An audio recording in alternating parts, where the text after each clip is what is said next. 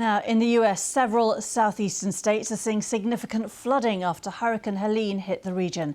At least 63 people have died, and officials fear that number will increase.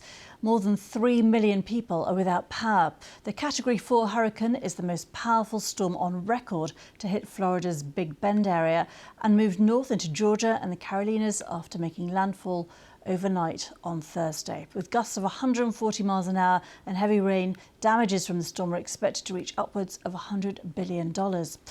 Well, the storm unleashed one of the worst flooding in a century in North Carolina, essentially cutting off access to the western part of the state with forced road closures.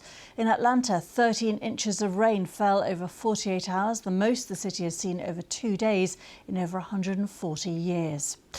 Florida's Governor Ron DeSantis says the authorities there are assessing the storm's damage. Clearly, you saw storm surge in excess of 15 feet. So that is much, much more significant than what we've seen in recent storms like Idalia that hit, and certainly Debbie.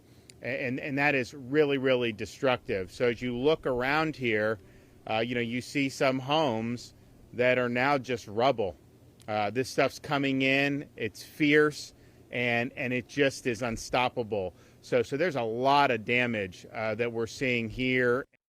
Well, Christian Benavides is Miami correspondent with our US news partner CBS. He told us how other states have been affected by Hurricane Helene. The Carolinas seen the most deaths up to this point. There are also parts of North Carolina that currently have no cell service or internet service. So there are officials that are trying to get communications up and running there. This was a monster of a storm. If you just take a look at it, it was fast moving. It's still over Tennessee. The state of Tennessee, in fact, has some flash flood warnings at this point. The cleanup will take some time. It's quite incredible to see some of the images, particularly when you look at Florida and Cedar Key. This is a small community which was just impacted by Idalia last year, and now you have this major storm impacting it once again. These are homes that have been completely wiped out. There is just so much rebuilding that needs to take place across the southeast.